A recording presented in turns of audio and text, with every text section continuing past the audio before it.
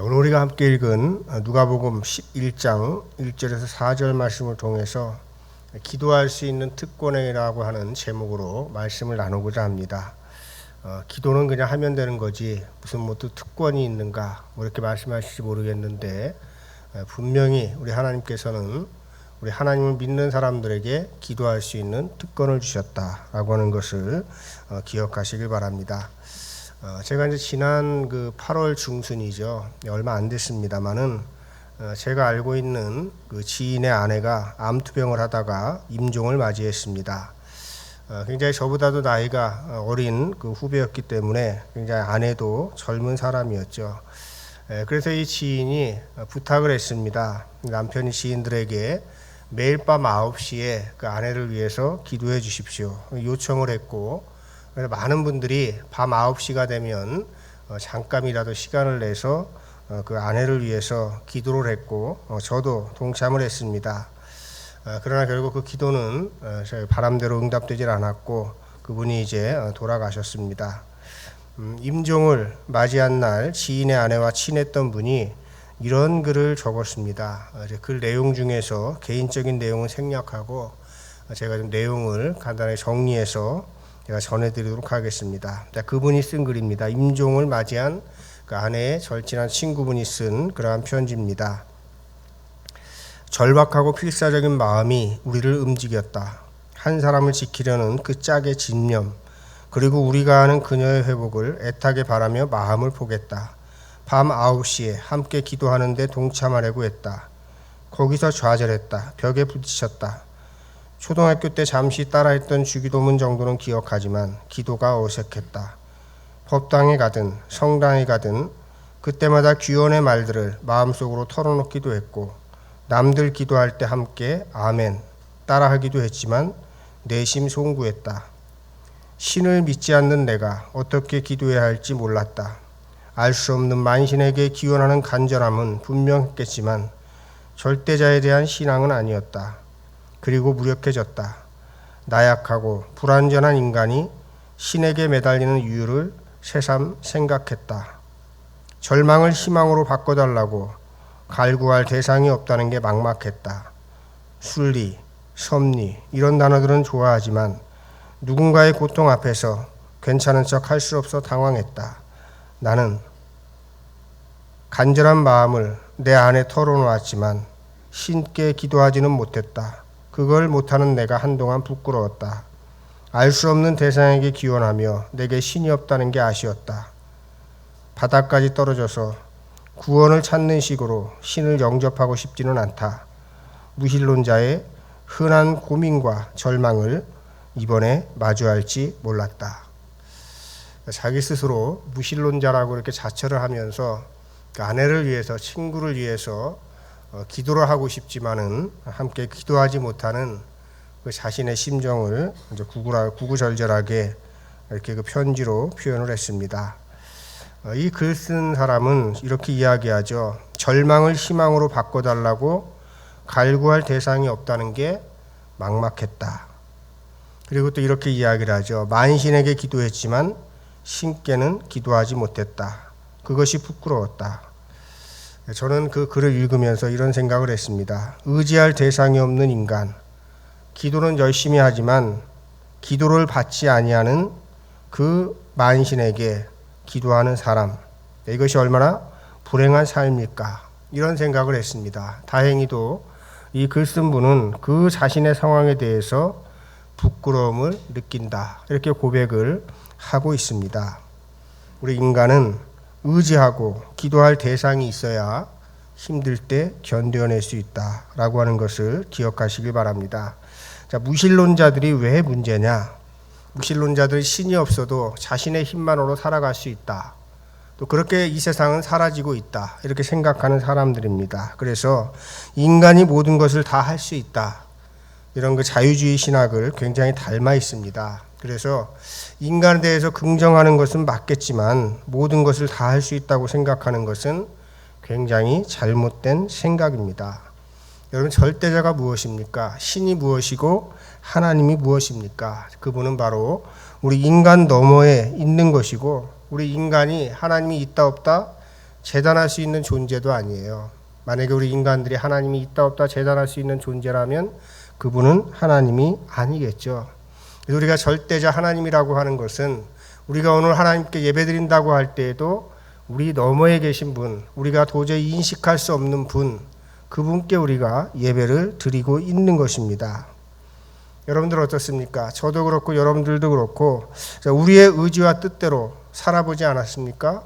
네, 그렇게 살고 있죠. 그러나 우리의 삶이 그렇게 우리의 의지와 뜻대로 여러분들 사라질까요? 네, 그러지 않죠. 네, 우리의 의지와 뜻대로 사라지지 않기 때문에 때로는 우리의 의지와 뜻대로 사라지면 안 되기 때문에 때로는 우리들이 절망할 때도 있고 힘들 때도 있다고 하는 것이죠. 자, 그래서 이런 이유 때문에라도 우리는 반드시 기도할 대상이 있어야 된다라고 하는 것입니다. 또 이 인간 존재는 불완전한 존재고 언제든지 자신의 뜻대로 살아가려고 열심히 노력하지만은 그렇게 되지 않기 때문에 우리가 의지하고 기도할 대상이 반드시 필요하고 그 대상은 그냥 아무런 신이 아니라 절대자이신 하나님께 우리가 기도할 때에 그 기도를 들어주시는 분께 기도할 때 의미가 있다라고 하는 것이죠. 오늘 우리가 함께 읽은 누가복음 본문에서는 제자 중에 한 사람이 예수님에게 기도하는 방법을 알려달라고 요청을 합니다.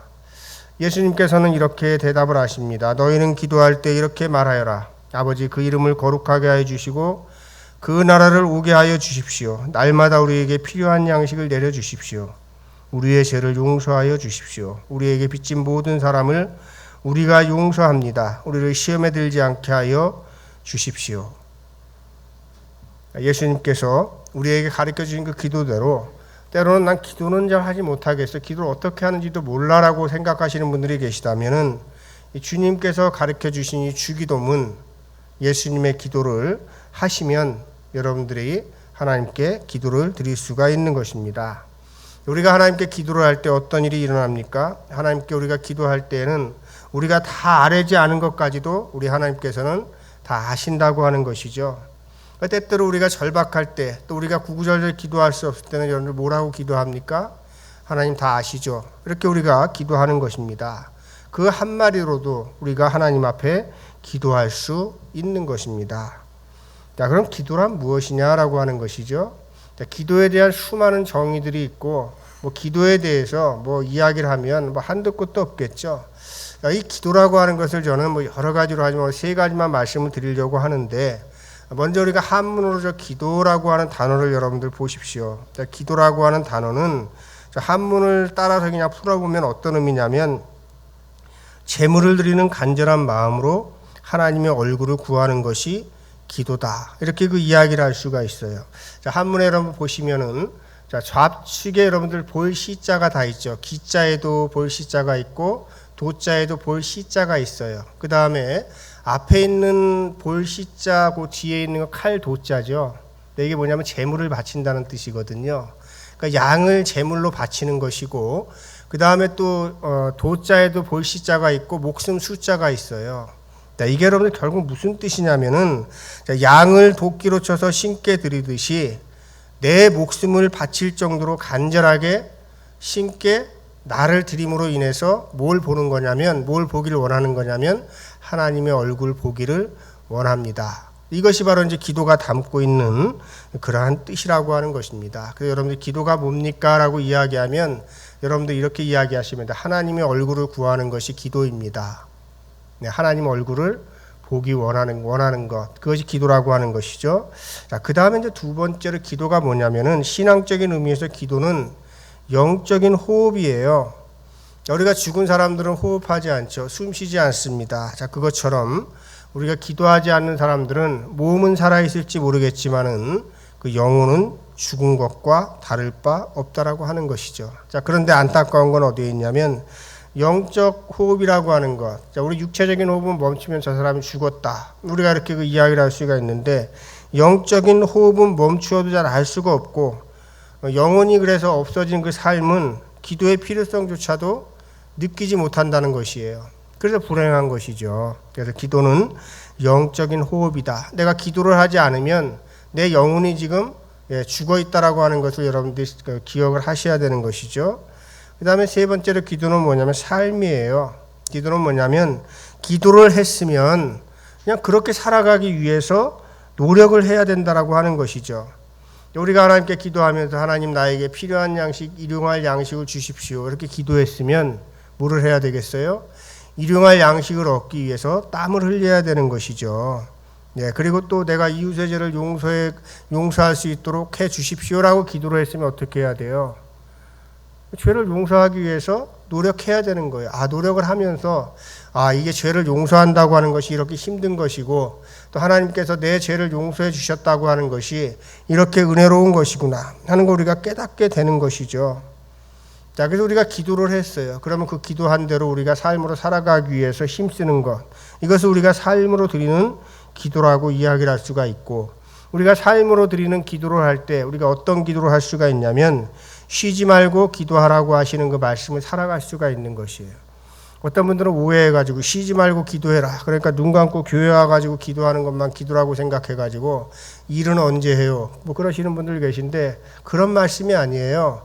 우리가 입술을 열어서 기도하고 마음으로 기도한 다음에는 반드시 뭐가 따라야 되냐면 우리의 삶으로 살아가려고 하는 노력이 있어야지만 하나님께 도와주시는 거예요. 여러분들 그걸 기억을 하시길 바랍니다. 여러분들 우스갯소리로 그런 이야기가 있어. 어떤 분이 맨날 하나님 앞에 로또를 사면서 하나님께 기도하는 겁니다. 로또 1등에 당첨되게 해주십시오. 맨날 기도를 하는데 너무 그냥 기도를 하니까 하나님이 지치셔가지고 야, 내가 지금 네 기도를 좀 들어주고 싶은데 또 한 가지 좀 해라. 뭘 하면 됩니까? 로또를 좀 사고서 기도를 하든지 말든지 해야지, 사지도 않고 맨날 1등 해달라고 하면 내가 뭘 해주겠냐. 심지어는 그런 거죠. 아주 사소한 일이지만 그냥 우스갯소리지만 그런 거예요. 우리가 삶으로 드리는 기도가 따라주지 않는 기도는 그런 허망한 기도가 될 수밖에 없다라고 하는 것입니다. 자, 그러면 여러분들 기도가 언제 필요할까요? 여러분들에게 제가 질문 드리겠습니다. 여러분 삶이 힘들 때 하고 일이 잘 풀릴 때 하고 언제 기도해야 되죠? 항상 기도해야 되지만 언제 더 많이 기도해야 될까요? 대답을 안 하시네. 자, 일이 잘 풀릴 때 기도를 해야 되죠? 감사 기도해야 돼. 일이 잘 풀리면 하나님 감사합니다. 내가 생각했던 것보다, 내가 또 기대했던 것보다, 내가 노력했던 것보다 하나님께 더 많이 채워주셔서 감사합니다. 우리가 기도해야 되겠죠. 그 다음에 또 기도를 해야 되는데 언제 또 우리가 기도해? 힘들 때. 이때는 사실 일이 잘 풀릴 때보다 더 많이 기도해야 된다라고 하는 것이죠. 그리고 우리 삶 속에서 가만히 돌아보면 정말 우리의 기도가 필요할 때는 우리의 삶이 힘겨울 때 우리가 기도를 해야 되는 거예요. 그러지 않습니까? 자, 그런데 참 의외로 사람들은 힘든 일을 만나면 기도하는 것이 아니라 불평을 쏟아내다가 하나님을 떠나기도 한다고 하는 것이에요. 이게 제일 안타까운 일이죠. 왜 그렇습니까? 하나님을 믿었는데도, 하나님께 늘 기도하면서 살았는데도 힘든 일이 딱 생기게 되면 무슨 생각이 들까요? 하나님 믿어봤자 별일 없네. 이 생각이 들게 되는 것이고, 그게 점점 커지게 되면 어떻게 됩니까? 하나님을 떠나기도 하는 것이에요. 이게 여러분들 제일 안타까운 일입니다. 여러분 예수님의 삶을 여러분들 생각해 보십시오. 예수님께서 살아가실 때 평탄한 삶을 살아가신 것이 아니잖아요. 근데 예수님께서 항상 기도하셨지만 특별히 힘든 일들을 앞두고 또 어려운 일들이 있을 때마다 예수님께서 어떻게 하셨어요? 광야로 나가서 피눈물을 흘리면서 기도하셨어요. 보통 때는 그냥 기도하셨는데 힘든 일이 있을 때는 항상 어떻게 하셨냐면 피눈물을 흘리면서 기도했어요. 이게 무슨 말씀입니까? 힘들 때는 뭐 해야 될 때예요? 기도해야 될 때라고 하는 사인인 거죠. 그래서 우리들이 예수님께서 우리에게 때로는 우리가 삶 속에 살아갈 때에 힘든 일이 닥칠 때는 어떤 시간이냐? 하나님을 더욱더 붙잡아야 할 시간이고, 우리가 하나님을 붙잡아야지만 살아갈 수 있기 때문에 하나님께서 반드시 손을 내밀어서 우리의 손을 잡아주시는 시간이다. 여러분들 이것을 잊지 마시길 바랍니다. 그래서 여러분들이 모든 일이 잘 풀린다고 생각할 때는 그때는 무슨 기도 드려요? 감사 기도를 드리십시오. 그리고 일이 안 풀리고 힘든 일이 생기면 이때는 어떤 때예요? 지금은 기도해야 될 때다. 이렇게 생각하시면서 지금이야말로 우리 하나님께 내 손을 잡아주실 때다라고 하는 걸 기억하시고, 힘든 순간에 하나님을 떠나는 것이 아니라 오히려 하나님을 더욱더 붙잡고 그 힘든 일들을 이겨나가시는 여러분들 되시기를 주님의 이름으로 축원합니다. 오늘 우리가 다 읽지는 않았어요. 그런데 오늘 말씀에 이어지는 9절과 10절 말씀에 보면 이런 말씀이 있죠. 구하여라 그리하면 너희에게 주실 것이다. 찾아라 그리하면 찾을 것이다. 문을 두드려라 그리하면 너희에게 열어주실 것이다. 구하는 사람마다 받을 것이요 찾는 사람마다 찾을 것이요 문을 두드리는 사람에게 열어주실 것이다. 이게 여러분들 제가 설명이 필요한 그러한 말씀이 아니죠. 삶이 힘들 때, 내가 어떻게 해도 할 수 없을 때, 그때는 반드시 하나님에게 기도해야 될 때다라고 하는 것을 잊지 마시길 바랍니다. 힘든 일이 생기면 하나님을 떠나는 것이 아니라 그때는 어떤 때냐, 하나님께 구하고 찾고 두드릴 때다. 이걸 여러분들이 알아차리시기를 바랍니다. 자, 이 하나님께서 예수님을 우리에게 보내주셨죠. 예수님을 우리에게 왜 보내주셨습니까? 바로 우리 예수님께서는 우리의 중보자가 되시고 또 성령께서도 우리를 위해서 늘 탄식하시면서 기도해 주신다. 이렇게 그 말씀을 하죠. 예수님께서는 어떤 분이시냐? 우리의 중보 기도자셔요. 자, 그래서 우리가 기도할 때마다 여러분들 어떻게 기도하죠? 맨 마지막에는 항상 누구의 이름으로? 예수님의 이름으로 기도하는 거예요. 그냥 뭐 하나님의 이름으로 기도합니다가 아니고 뭐 우리가 또 때로는 뭐 성령님의 이름으로 기도합니다 이렇게 하시는 분도 계시긴 하는데, 왜 우리가 예수님의 이름으로 기도합니다 이렇게 이야기하냐면 예수님이 우리의 중보자이십니다. 이런 그 고백이 거기에는 담겨져 있는 것이죠.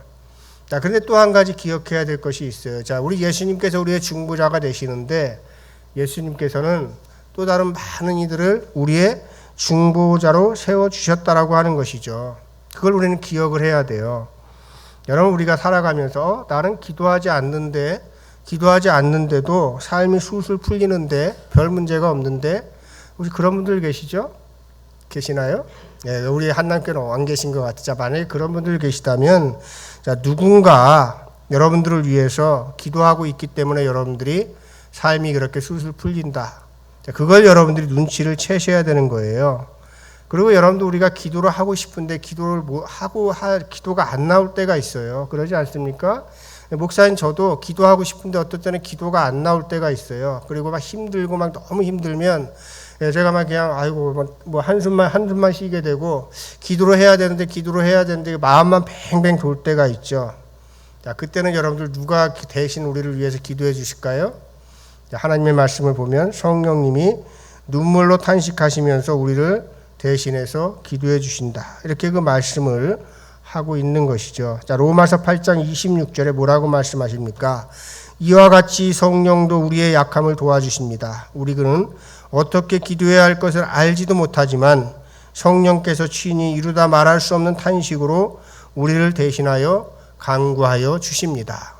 네, 그래서 우리들이 힘들어서 기도하지 못할 때는 누가 기도해 주셔요? 성령께서 우리를 위해서 기도해 주시고, 또 우리는 알지 못하지만 그 누군가가 우리들을 위해서 기도해 주기 때문에 우리의 삶이 이렇게 사라지고 있는 것이다. 늘 감사를 해야 되겠습니다. 자, 그렇다면 우리들은 어떻게 살아가야 될까요?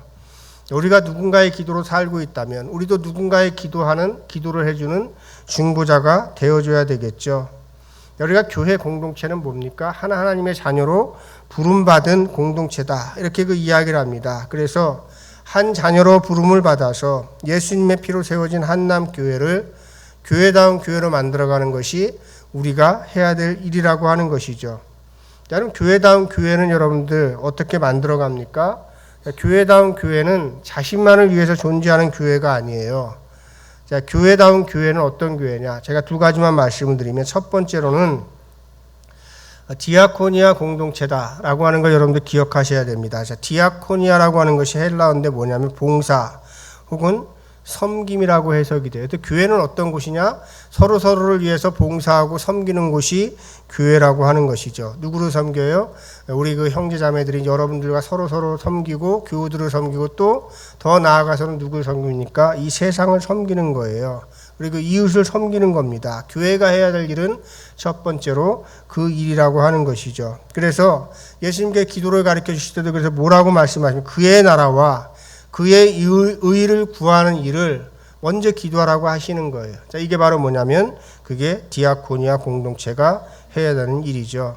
그 다음에 이제 두 번째로 교회는 뭐냐면 코이노니아 공동체라고 이야기를 해요. 코이노니아도 헬라어인데 이건 뭐냐면 친교라고 하는 뜻이고 공동 참여라고 하는 뜻도 있어요. 그러니까 함께 한다라는 뜻도 있고 그다음에 교제한다라고 하는 뜻도 있습니다. 그러니까 교회는 그냥 나 혼자 와서 내가 하나님 잘 믿어가지고 그냥 구원 받을래 이게 아니에요.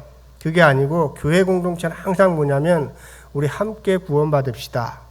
그래서 우리가 함께 친교를 해야 되는 것이에요. 그래서 우리가 좀 처음에 나오면은 좀 쉽지 않죠. 원래 나왔던 분들하고 교제하는 것도 쉽지 않고 또 원래 또 나왔던 분들도 새 신자가 오면 또 맞아들이기가 그렇게 쉽지 않잖아요. 그러나 그걸 다 우리가 극복할 수 있어야 돼요. 그래서 어느 정도의 시간이 지나면 우리가 서로를 위해 잘 알고 서로 친구하고 교제하면서 서로가 서로의 문제를 위해서 기도해 줄 수 있어야 되는 거죠.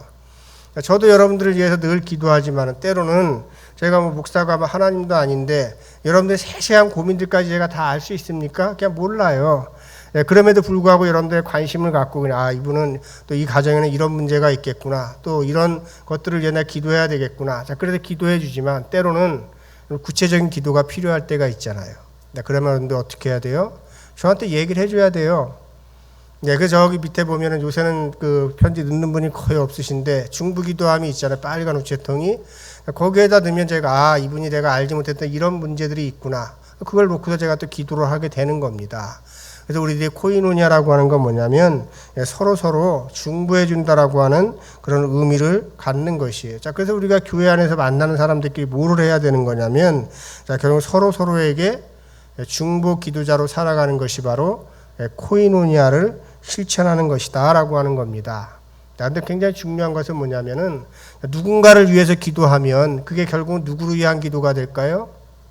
나를 위한 기도가 되는 거예요. 네, 그러지 않습니까? 그래서 때로는 우리가 익명의 사람들을 위해서도 우리가 기도를 해야 돼요.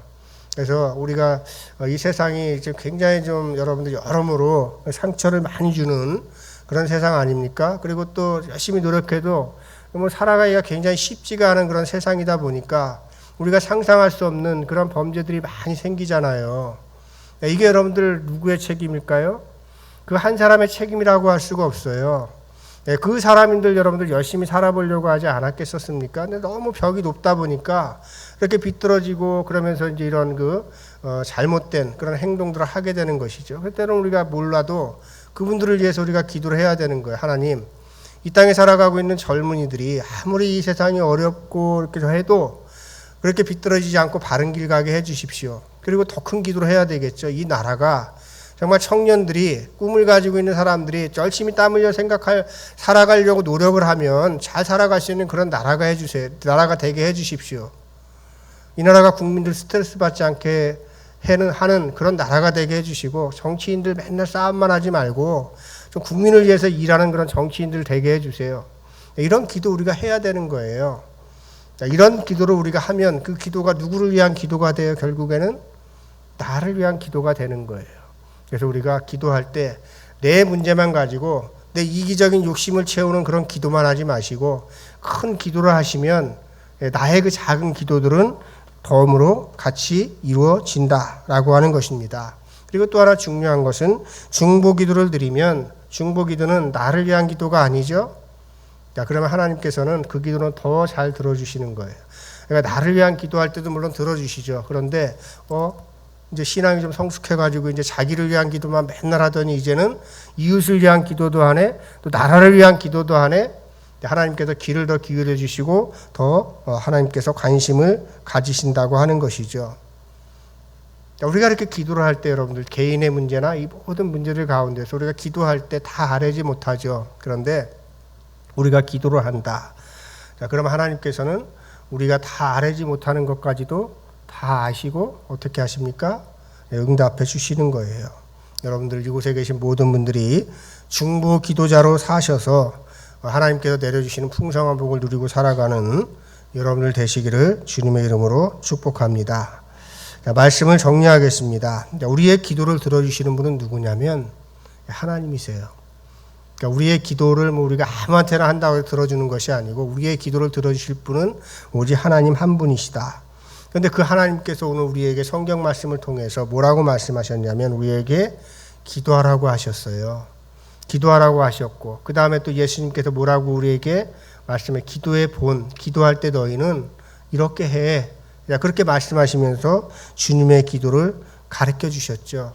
그러니까 여러분들 뭡니까? 이 기도라고 하는 것은 아까 제가 무신론자의 그 고백도 제가 이제 소개를 해드렸지만은 기도하고 싶어요. 그런데 자기가 돌아보니까 허무한 거죠. 기도는 하고 싶은데 기도할 대상도 없네. 내가 다 뭐 아멘도 하고 뭐 절에 가서도 기도해 뭐 다 해봤는데 그것도 기도가 아닌 것 같네. 난 도대체 누구한테 기도해야 되지? 기도할 대상도 없이 살아가는 내가 참 부끄럽네. 이렇게 되는 거예요. 근데 그게 아니고 오늘 우리에게 주신 말씀을 보니까 뭐라고 하나님을 믿는 사람들은 뭘 할 수 있어요? 기도할 수 있는 거예요. 그러니까 제가 이걸 특권이라고 말씀을 드린 거죠. 그래서 하나님을 믿지 않는 사람들은 앞에서 이야기했던 대로 공허할 수밖에 없죠. 공허한 기도를 할 수밖에 없어요. 그러나 하나님을 믿는 사람들은 공허한 기도가 아니고 반드시 응답되는 기도를 할 수가 있는 것이죠. 여러분들이 가진 특권, 이 권리를 잘 행사하시면서 살아가시는 여러분들 되시기를 바랍니다. 우리 함께 말씀을 기억하면서 거듭기도 드리겠습니다. 우리의 기도를 들으시고 응답해 주신 하나님, 기도할 수 있는 특권을 누리며 살아가게 하옵소서. 기도할 수 있는 특권이 있음을 알고 힘겨운 삶의 자리에서도 절망하지 말고 주님만 바라보며 승리하게 하옵소서. 예수님의 이름으로 기도드립니다. 아멘.